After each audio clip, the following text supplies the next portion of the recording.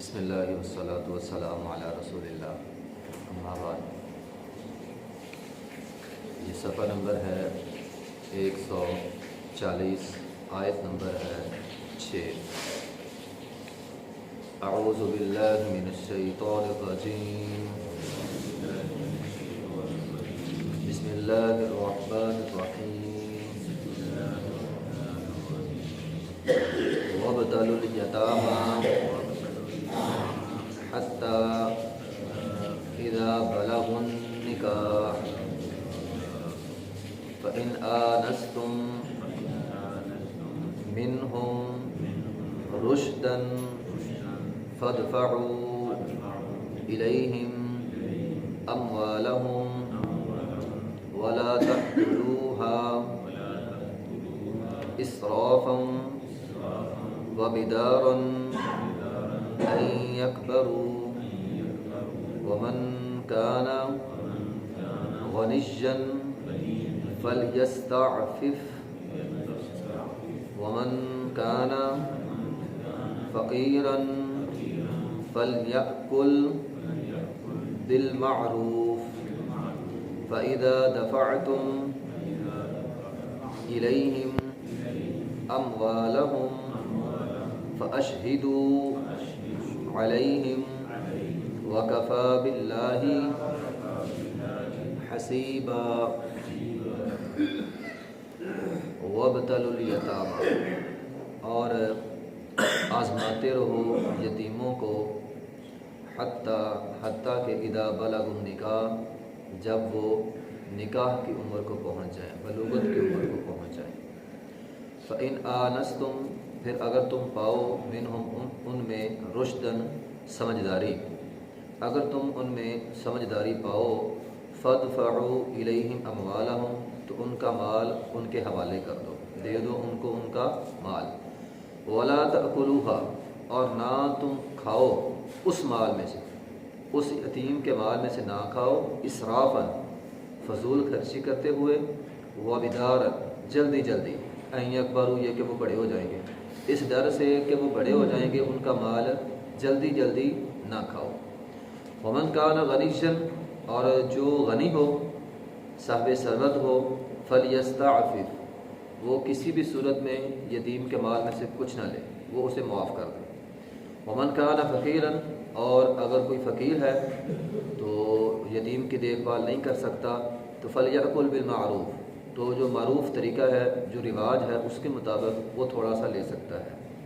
فإذا دفعتم إليهم أموالهم، جب تم دو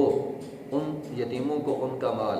یعنی سپرد کر دو، ان کے حوالے کر دو، فأشهدوا علیہم، تو ساتھ گواہ بنا لو، تو گواہ بنا لو ان پر۔ وکفیٰ باللہ حسیبا، اور اللہ کافی ہے حساب لینے والا۔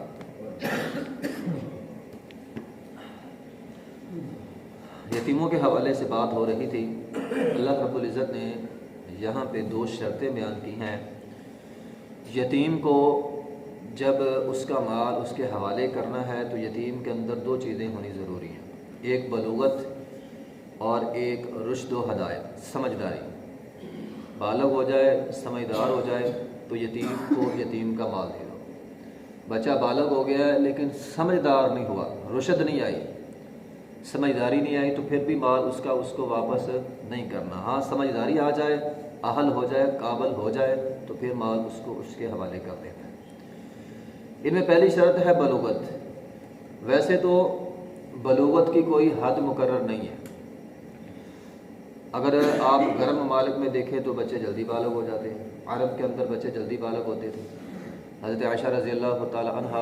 کی نکاح کے حوالے سے لوگ بڑی باتیں کرتے ہیں، لیکن وہ گرم علاقے ہیں، وہاں پہ 9 سال کی بچی بالغ ہو جاتی ہے، تو وہاں پہ لوگ جلدی بالغ ہوتے ہیں۔ صرف حضرت عائشہ نہیں، بہت سارے صحابہ کرام جلدی بالغ ہو گئے۔ ایک صحابی تھے جن کا نام تھا عبداللہ بن عمر بن عاص رضی اللہ تعالیٰ، وہ اپنے باپ سے بعض روایات میں ہے 11 سال، بعض میں ہے 12 سال چھوٹے تھے، یعنی ان کے والد کی شادی 10 سال کی عمر میں ہوگی تو سال بعد بچہ ہوا، تو 11-12 سال وہ اپنے باپ سے چھوٹے تھے بس۔ اس زمانے میں یا جو بھی گرم علاقہ ہو وہاں پہ بچے جلدی بالغ ہو جاتے ہیں، تو جب بھی بالغ ہو جائیں، اور جہاں نارمل علاقے ہوں یا سرد ہوں وہاں پہ لیٹ ہوتے ہیں۔ بہرحال اس کی کوئی خاص عمر مقرر نہیں ہے، البتہ نشانیاں ہیں، جن میں سے سب سے بڑی نشانی بچے کے لیے احتلام کا ہونا، بچی کے لیے حیض کا ہونا ہے۔ اگر بچے کو احتلام ہو جائے، بچی کو حیض ہو جائے، بچہ بالغ ہو، سب سے بڑی نشانی یہ ہے۔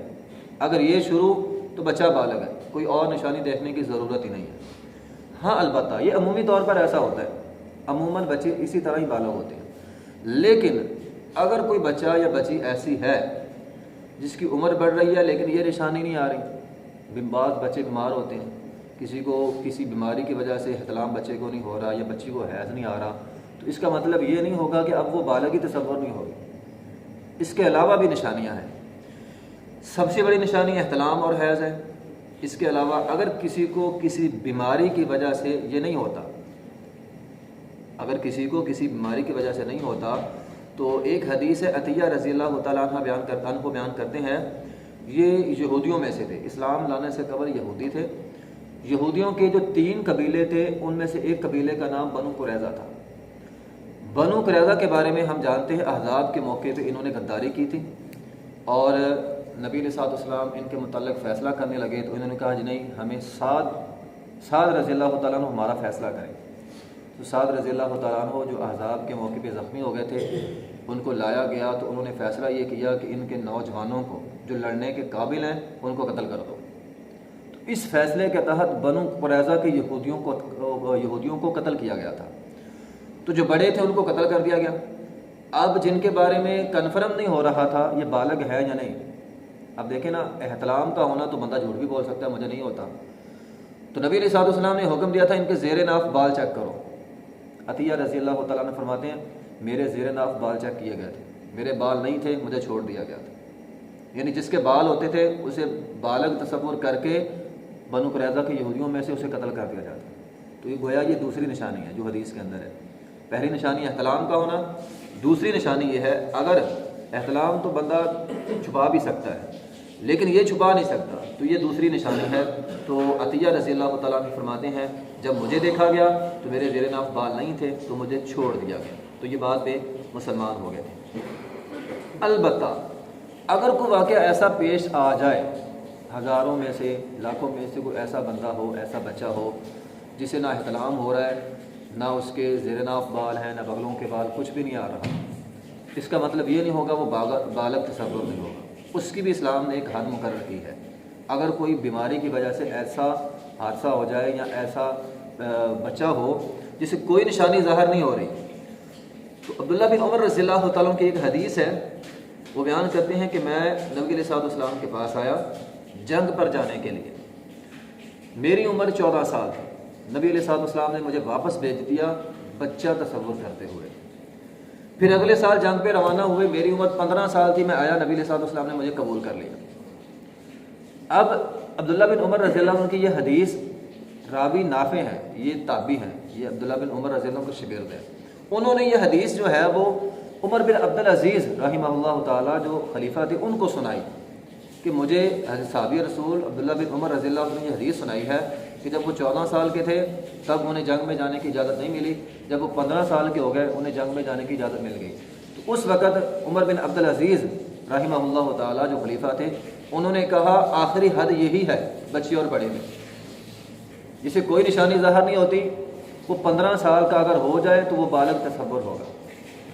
اگر کسی بیماری کی وجہ سے کسی بھی وجہ سے کوئی نشانی ظاہر نہیں ہو رہی تو 15 سال کا بچہ یہ حد ہے وہ بالغ تصور ہوگا۔ یہ بخاری کے اندر حدیث موجود ہے۔ تو بہرحال یہاں پہ 2 باتیں ہیں، ایک یہ ہے کہ جب وہ بالغ ہو جائے مال سپرد کر دینا ہے، بلوغت کے بعد رشد ہو، اور 2 باتیں ہیں کہ جن کی وجہ سے فرمایا تم یتیموں کا مال نہ کھاؤ۔ ایک تو ہے اسرافاً، بعض لوگ کیا کرتے تھے یتیموں کا مال ضرورت سے زیادہ، ضرورت تھوڑی ہے خرچہ زیادہ کرا دیا، تو فضول خرچی کے چکر میں یتیموں کا مال، تو فرمایا ضرورت سے زیادہ خرچ نہیں کرنا۔ نمبر 2 وہ بیدار، اور ضرورت سے قبل بھی خرچ نہیں کرنا، نہ ضرورت سے زیادہ نہ ضرورت سے قبل۔ اسراف کہتے ہیں زیادتی کو، زیادتی سے مراد ناحق کرنا، ضرورت سے زیادہ ہے فضول خرچی کر دینا یتیموں کے مال کی۔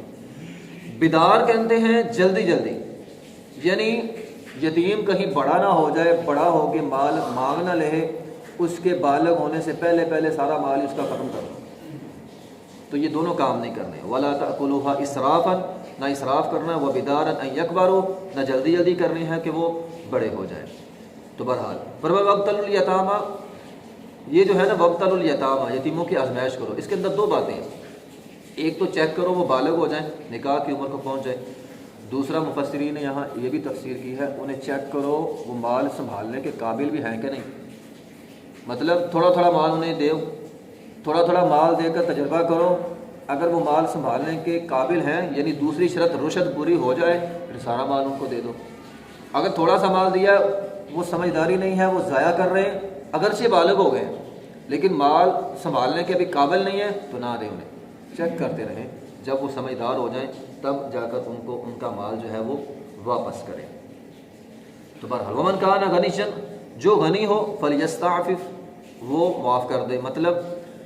ایک بندے کا ہاں یتیم پرورش کر رہا ہے، وہ بندہ خود مالدار ہے، اسے اپنی جیب سے یتیم کی پرورش کرنی چاہیے۔ نمبر 2، یتیم کا مال ہے، یتیم کی زمینیں ہیں یا اس کے باغات ہیں، اب اس کی رکھوالی ہے یا زمینوں کے اخراجات ہیں، اگر تو بندہ غنی ہے تو اپنی جیب سے کرے، لیکن اگر کوئی بندہ ایسا ہے جو بیچارہ کمزور ہے تو ومن کان غنیا فلیستعفف ومن کان فقیرا فلیأکل بالمعروف، ایک بندہ اب کمزور ہے، غریب ہے، اب اس کے ذمے ایک یتیم آ گیا، ایک ایسا یتیم آ گیا جس کی زمینیں ہیں کافی ساری، اب یہ غریب بندہ اگر تو اپنی روزی روٹی کمائے تو زمینوں کا خیال کس نے رکھنا ہے، لیکن اگر زمینوں کا خیال رکھتا ہے تو اپنی روزی روٹی نہیں کما سکتا، تو قرآن یہ کہتا ہے کہ وہ فلیأکل بالمعروف، تو جو معروف مزدوری ہوگی وہ یتیم کے مال میں سے لے سکتا ہے، جو عام دستور کے مطابق جو چلتا ہے معاشرے میں کہ اتنی محنت کی اتنی مزدوری ملتی ہے، تو اس معروف طریقے کے مطابق جو ہے اس یتیم کے مال میں سے لے سکتا ہے۔ فَإِذَا دَفَعْتُمْ إِلَيْهِمْ أَمْوَالَهُمْ، جب تم ان یتیموں کو ان کا مال حوالے کرو۔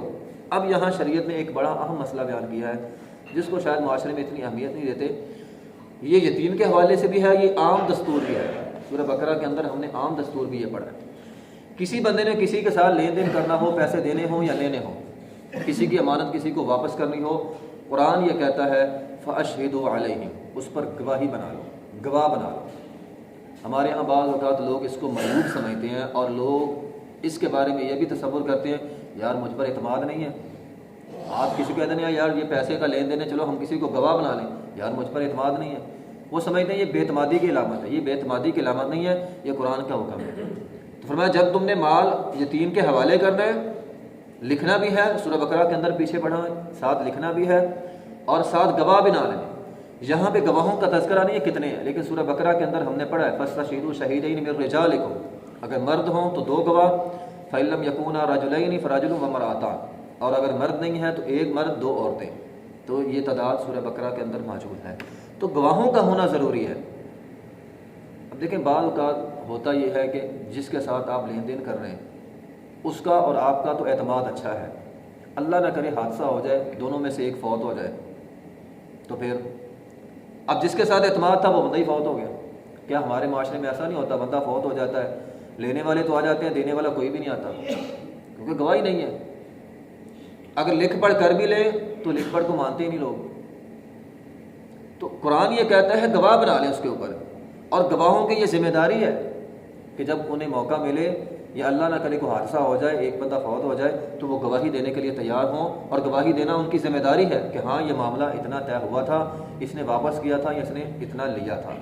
تو قرآن یہ کہتا ہے فَأَشْهِدُوا عَلَيْهِمْ، اس پر گواہی بنا لیا کرو، گواہ بنا لیا کرو، وَكَفَىٰ بِاللَّهِ حَسِيبًا، یہ اگلی اہم بات ہے۔ فرمایا گواہان اگر ڈنڈی ماریں یا گواہان کی موجودگی میں بندہ ڈنڈی مار جائے، گواہان ایسے ڈھونڈ لے جو ساتھ شامل ہوں، تینوں مل کے ڈنڈی ماریں، تو فرمایا اگر تینوں مل کے بھی ڈنڈی ماریں گے، یہ بات یاد رکھنا وَكَفَىٰ بِاللَّهِ حَسِيبًا، حساب آخر اللہ نے لینا ہے۔ تم مل کر ڈنڈی مار سکتے ہو، تینوں مل کر یتیم کا حق کھا جائیں، کسی کمزور کا حق کھا جائیں، گواہان بندہ اپنی طرف سے لے آئے اور وہ گواہی دے دیں۔ فرمایا اگر 3-4 لوگ مل کر بھی کسی ماڑے کا یا کسی یتیم کا حق مارو گے، وَكَفَىٰ بِاللَّهِ حَسِيبًا، حسیبہ کے بہت سارے معنی ہوتے ہیں، حسیبہ کا ایک معنی ہوتا ہے حساب لینے والا، حسیبہ کا ایک معنی ہوتا ہے خود حساب کرنا، اقرأ کتابک کفیٰ بنفسک الیوم علیک حسیبہ، کل قیامت کے دن اللہ تعالیٰ فرماتے ہیں بندے کے گلے میں نامہ اعمال ڈال دیا جائے گا اور اسے کہا جائے گا حسیبہ، اپنا حساب خود کر۔ تو حسیبہ کا معنی خود حساب کرنا بھی ہوتا ہے۔ حسیبہ کا معنی کافی ہونا بھی ہے، حسبنا اللہ ونعم الوکیل، اللہ ہمیں کافی ہے۔ تو حسیبہ کا معنی حساب لینا بھی ہوتا ہے، حسیبہ کا معنی جلدی بدلہ لینا بھی ہوتا ہے۔ تو یہ سارے معنی موجود ہیں۔ اللہ حساب لینے والا بھی ہے، اللہ جلدی حساب کرنے والا بھی ہے، اور صرف حساب ہی نہیں، اللہ بدلہ دینے والا بھی ہے۔ بعض اوقات جج فیصلہ تو کر دیتا ہے لیکن جج کے اندر اتنی طاقت نہیں ہوتی اس فیصلے کو نافذ بھی کر سکے۔ تو اللہ فیصلہ کرنے والا بھی ہے اور اللہ اپنا فیصلہ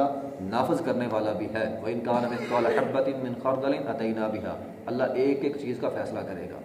اگر کسی نے کسی کا ناجائز حق مارا گواہان کی موجودگی میں، یا گواہان کو بھی پتہ نہیں چلنے دیا چلاکی سے، تو وَكَفَىٰ بِاللَّهِ حَسِيبًا، اللہ حساب کرنے والا ہے۔ تو حدیث ہے لا ضرر ولا ضرار، نہ خود کو تکلیف دو نہ دوسرے بندے کو تکلیف دو، نہ اپنا نقصان کرو نہ کسی کا نقصان کرو۔ انسان کو کوشش یہ کرنی چاہیے، بلکہ یتیموں کے حوالے سے تو نبی علیہ الصلوۃ والسلام کے خاص حدیث بھی ہے۔